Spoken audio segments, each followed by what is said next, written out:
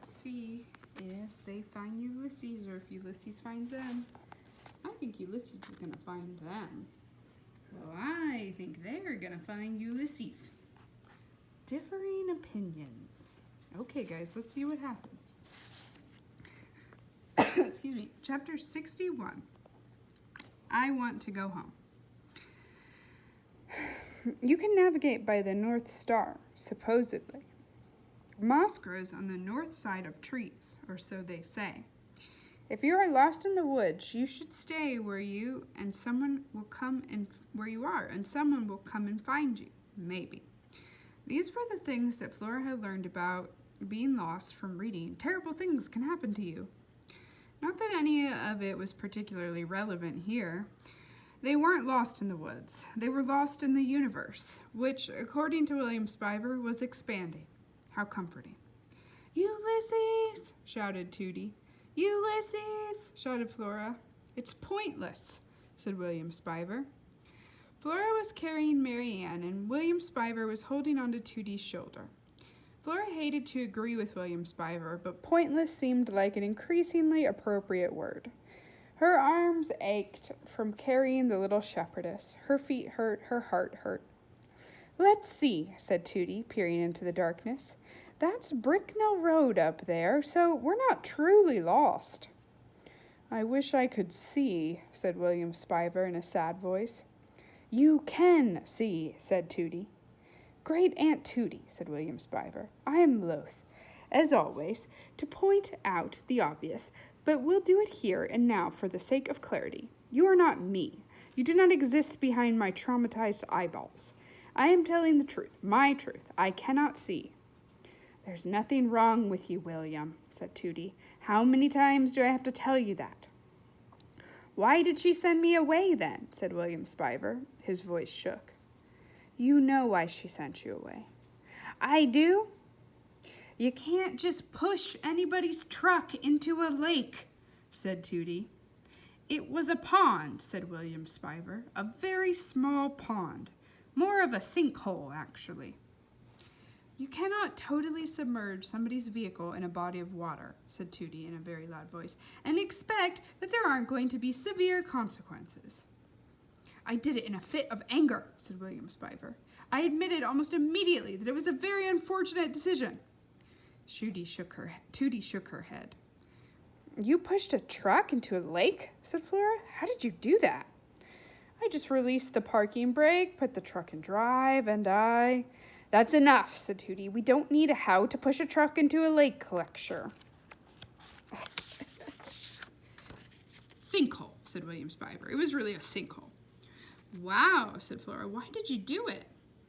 I was exacting my revenge upon Tyrone, said William Spiver. My name is William Spiver, not Billy. I was Billy one too many. I cracked. I pushed Tyrone's trunk into the sinkhole, where my mother found out she was incandescent with rage. I looked upon her rage, and you know what happened then. I was blinded by disbelief and sorrow. He shook his head. I'm her son, but she made me leave. She sent me away. Even in the darkness, Flora could see the tears crawling out from underneath William Spiver's dark glasses. I want to be called William Spiver, he said. I want to go home. Flora felt her heart lurch inside of her. I want to go home. It was another one of William Spiver's sad, beautiful sentences. But will you return? I came looking for you. I want to go home. Flora realized that she wanted to go home, too. She wanted things to be the way they were before she was banished. She put Mary Ann down on the ground. Give me your hand, she said. What? Said William Spiver. Give me your hand, said Flora again. My hand? Why?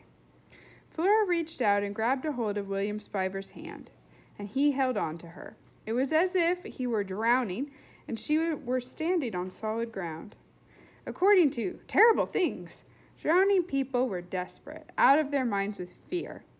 In their panic, they could pull you, the rescuer, under if you weren't careful.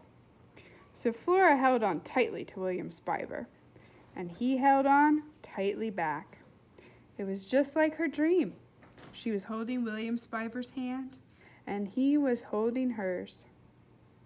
Well, if you two are going to walk around holding hands, said Tootie, I suppose I'll have to be the one who carries this monstrosity of a lamp. She picked up Marianne. Above them, the stars were brilliant, shining brighter than Flora had ever seen them shine. I wish my father were here, said William Spiver. He wiped at the tears on his face with his free hand.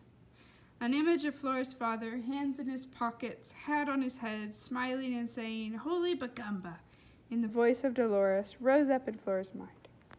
Her father, she loved him. She wanted to see his face. I know where we should go, said Flora. Chapter 62, Atop a Giant Donut. The superhero flew over the sleeping world. The world was beautiful, and he was alive.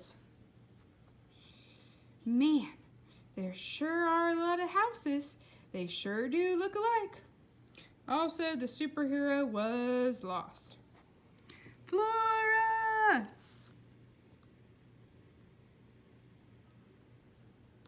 Here I am, sitting on top of the giant donut. I wish Flora were here with me. Flora?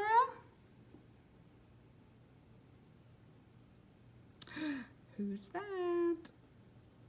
Okay, so now we finally find out William Spiver's true story about pushing his stepfather's truck into a pond. So I want to know, what do you think, like, does that change how you think about William Spiver now that you know what he really did? Why do you think he pushed so he told us why he pushed the pond in, or he pushed the truck into the pond, but I mean, that's a little drastic, right? He wasn't being very virtuous.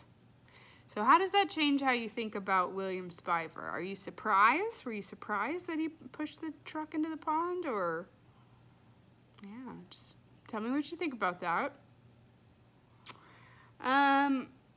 The second question is, and they kind of hinted at this twice already, where do you think Flora and Ulysses are going to meet up? Okay? Okay, so let me know what you think. So, how does knowing that what William Spiver did change how you think about him? Where are Flora and Ulysses going to meet up? Okay, talk to you soon.